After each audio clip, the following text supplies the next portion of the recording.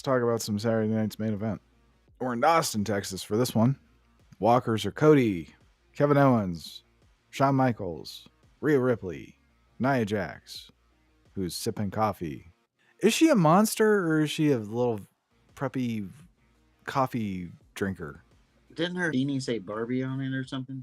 I don't know. I don't know what she's. She's not. She's just Nia Jax. No one Okay. is. That's why the Viking Okay. Raiders are just biker guys. They're Vikings in the ring I don't even know that. with the face We paint. haven't even seen them in the ring since, they've become bikers. I guess we'll find out next week. Also walking is Jey Uso, Gunther, and the $1 Million Man, who's looking like a $1 million old man. Who gets out of a car who's. Maybe I just mislooked at the car, but it looked like a hoopty. It may have been. Like, man, money's falling short. Probably, legal fees for his kid. Yeah, allegedly. Jesse the Body Ventura and Joe Testicles kicked it off. Jesse said he sent some Minnesota weather to Texas and called the governor a pussy for closing schools down. It was funny that Jesse Ventura was on the show. Last Saturday night main event, he said, we'll see you January 25th for Saturday night's main event, the next one. But then, he went quiet. Didn't say he was going to be there. They didn't tease it on commentary or anything. Why? Because Hulk Hogan was going to be there. Then Hulk Hogan ran into some family emergency or whatever. He couldn't make the show. So then Friday night, Jesse says, oh, we'll see you tomorrow. And then they also said it on commentary. So it's just funny that, right after Hulk Hogan had his family emergency, that he decided to remind everybody that he's going to be there. So what I'm getting at is he probably wasn't going to be there if Hogan was going to be there. And yes, it does stem back to the telling Vince about the union thing. Okay. Because, those old guys hold on to shit forever. That's the latest thing, is he still hasn't forgiven him for that. I'm sure he hasn't forgiven him for a lot of things. But that's the biggest thing. Jesse doesn't seem like a forgiver. Yeah. He will hold his grudge. That bitch at the grocery store gave me a plastic bag when I asked for paper. Hope the cunt's car flips over on her way home. So Rhea Ripley beat Nia Jax. Shocker. It was a good match between them two. No one expected Nia Jax to win. I would say they worked together well. I don't know. It was just a good match between the two of them. Better than I expected. Sheamus. This just pops into my head and I want to go ahead and mention it now. There were no advertisements on the ring for this show. And Didn't even notice. Going all the way back to SmackDown, there was an advertisement on the ring there. So hard cider or something like that. Which is actually pretty good. I've tried it. Yeah, Angry Orchard hard cider. Oh, Angry Orchard's good, yeah. Yeah. So SmackDown has now gotten the ring advertisement, but there was not one for Saturday Night's Main Event. So. Well, going back even further, 2 weeks ago, they got rid of the Fortnite. Yeah, Fortnite's gone. In the middle of the ring, so that was good.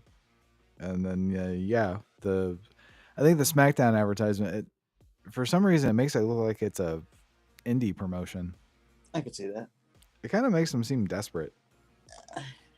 I think it makes them more so seem greedy. That too. And I found it funny that they were need the money. Bleeping out the holy shit chant, but here they are having a beer as the sponsor on the ring. Did they bleep it out? Yeah. Oh, on SmackDown. Yeah. Well, they're still on the real TV. Yeah, but they have a beer sponsor on the ring. What are we saying here? Hey, kids, you can't be saying those kind of words, but drink this beer. Have a beer, yeah. Sheamus versus Braun Breaker, Intercontinental title. Sheamus starts off by trying to play the power game. Braun played the game too and hit a belly-to-belly suplex. And Braun tried to run around the ring shit. Sheamus snatched him up, tossed him in the timekeeper area. Then Sheamus jumped off steel steps for something. Braun speared him in midair. Starts working on Sheamus. Sheamus fires up. He curses at Breaker. Then he hits his stupid apron move. Then Razor's Edge for 2. Sheamus goes to the top rope. Breaker catches him, hits the Frankensteiner. Breaker goes for another spear. Sheamus counters with a brogue kick. Breaker gets his feet on the ropes when Sheamus tried to go for the pin. Sheamus goes for another brogue kick right after that, but this time his ribs are too fucked up or something. And then Breaker ends up hitting a spear, 1, 2, 3. And I was surprised by the outcome. I was. Really? I thought this was going to be the moment that Okay. they give Sheamus the title. Because, they were playing it up pretty hard. That Sheamus has never won that title. I guess not. They're building it to WrestleMania. Sounds like it, yeah. But initially, I thought that was the better move, is to have him win it at WrestleMania. That'd be his WrestleMania moment. But on the other hand, he could have went into WrestleMania as champion. But Breaker returns. We had the Owens Cody contract signing. Michael says he's there for one thing and one thing only. That's to get this goddamn contract signed. Because Aldis couldn't get it done. Michaels asks them to sit. They won't. Then he tells them to sign the fucking contract. Cody signs. Owens is about to sign, but he drops the pen and picks up a microphone. Tells Cody that it pissed him off what he said on SmackDown about cutting corners. Said he could have done that in Berlin with Cody's fucked up knee, but he cared more about their friendship than Cody ever did. And Owens says, you took the easy way out by leaving WWE. Cody tells him to shut the fuck up and sign the contract. Owens teases signing it again, but continues talking. He says once he signs the contract, that means the match is official, and he's taking everything away from Cody, and he's getting what he deserves. And Michaels interrupts, tells Cody that he just sounds jealous. And Owens calls Michaels a quitter too. He's just jealous because Owens brought more pride to the Winged Eagle title than Michaels ever did. And he declares once he beats Cody, he'll be a champion everyone can look up to, and that he won't lose his smile. And Owens finally signs the goddamn contract. And then Cody and Owens relinquish their belts so the referee can hang them above the ring. Even though the Royal Rumble, where the ladder match is taking place, is being held in Indianapolis. Of course, they're currently in Texas right now. It's for symbolism, of course.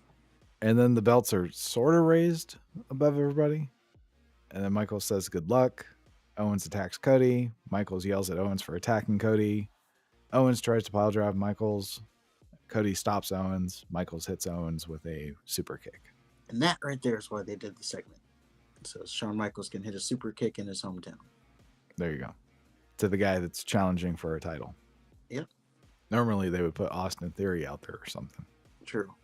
But you want to get your guy on TV, that being Cody. Because, it's a different network, NBC. You got different eyes on the product. You gotta get your top guy out there so they know who the top guy is, just in case they want to come back. Well, didn't Aldis last week say that there was some sort of amendment to the contract or addendum or some shit? No mention of it. We never found out what that was, did we? Nope. Okay. Think we will? I think maybe we'll find out at Royal Rumble or something. They'll probably just sneak it in there. Okay. Braun Strowman versus Jacob Fatu. Tama Tonga and Jacob Fatu are headed to the ring. Tama says, Air One. I got everybody on that. Yeah. So I guess he's trying really, really hard to get that over. The yeahs were his thing, not the yeah. Yeah, that's it. He's trying to be. What do you think? Yeah. That was his thing. Now he's doing some fucking world star shit. This group is turning more and more ghetto. It works though. Yeah. So Fatu says, yeah. Hey, bruh, you're a tough SOB, but keep it 100. You ain't never been in the ring with not nobody like me. Hell, I'm America's most. Hell, you know what time it is. You better get in where you fit in, because tonight, I'm about to beat your ass from post to post, live on NBC from coast to coast. You know what I mean? I couldn't. Yeah, I mean. Fatu. And Jacob Fatu, the first one to, at least so I think, first one to drop an ass on NBC. That can't be right. I think so. At least no one tonight. So it starts off with Braun using the power game. Fatu fights back, hits a suicide dive. He starts working on Strowman, but Strowman catches him with a sidewalk slam. And he tosses Fatu. Fatu rolled out of the ring and said, "Oh, shit."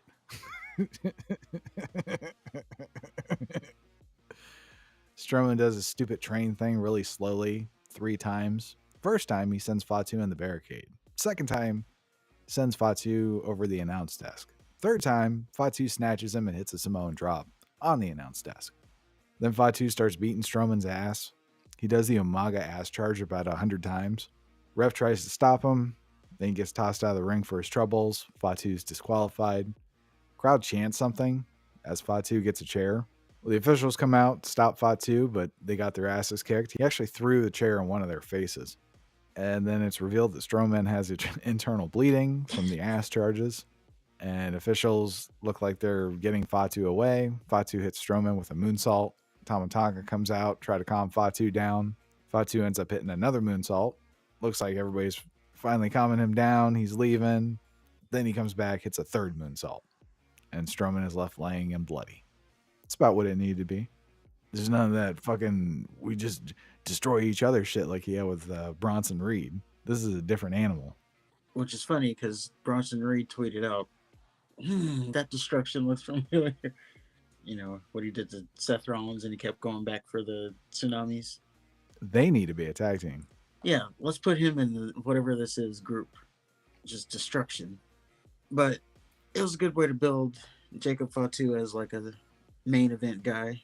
Yeah, although I don't know why he couldn't have just won. Yeah, there's that little thing. Like, yeah, the ref stopped him from doing another one. So then he should have called for the match at that point. Like, you know, Braun Strowman cannot defend himself. Match over. Yeah, I guess they had to get, you know, because he's a bad guy, so he's got to get that loss in. You got to protect that Braun Strowman. Yeah. I mean, where are we going with that? He's going to come back and maybe that's the WrestleMania match? I don't know. Ugh. No, Jacob Fatu needs to wrestle Cody. At Mania? Mm-hmm. He would have to win the Royal Rumble. He'll dog walk everybody over that top rope. Is he in the Royal Rumble? Did he declare? Just to point out, though, at the beginning, they did the little backstory on him. Oh, about going to jail and then finding wrestling? This man's been to jail 3 times. He's done 3 stints in jail. And then after the last time he got out, he said he'd follow his cousins and his ancestors to wrestling. And when asked why, he said, well, what I was doing to go to jail, I can do that to people here and get paid for it. Like, I can legally get away with this stuff now. Yeah, he's a breath of fresh air. Yeah, let's hope they keep it up. Right? Keep him away from Apollo Crews. They'll just tell you that. Unless they need him to squash somebody. Jey Uso versus Gunther, World Heavyweight Championship. Jey Uso is from San Francisco, so just let that sink in. Jey tries going right after Gunther. Gunther overpowers him. They go back and forth. Gunther again overpowers Jey. Apparently Jey fucking Uso is too good to properly sell a Gunther chop. Uso catches Gunther with a Samoan drop, then goes for a Numaga ass charge or spear. Doesn't matter because Gunther hit him with a big ass drop kick. Then he hits a powerbomb. Of course, Jey kicked out of it. Gunther did NXT face. And Gunther hit a German suplex. And after that, Jey caught him with a super kick. And then Gunther goes for a drop kick again. Jey sidestepped and got his Umaga ass charge in. Jey goes for a splash. Gunther catches him, tries to hit a superplex. Jey blocks it and hit a sit-down powerbomb. Gunther goes for another powerbomb. Jey countered it with a Frankensteiner. He hit a spear for 2. Jey hits a super kick, a spear, and a splash. He got a 2 count. It's like, Jesus. And I thought it was it, too. Jey goes, right? Even I'm like, oh, man, that don't make sense. So Jey goes for another spear. Gunther catches him for 2 power bombs, 1, 2, 3. Obviously, I'm not upset about the result. Just kind of a weird way to end it. Yeah, I don't know. I knew Gunther was going to win, but they got me with that combination into the splash, and he pinned him like he usually pins when the match is over to a kick out. That's surprising to me, but... He did all of his moves to Gunther at once, clean, and still couldn't do it. But yeah, that was Saturday night's main event. Fun little shows. I like how they're not 100 hours long. Yeah, as I said last time, it's what Collision thinks it should be. Just like a Saturday night special. They still don't do any angles. Like, it's just a straightforward show. Yeah, I guess we're in the angleless era. We're in the shit era. We're in the Triple H era.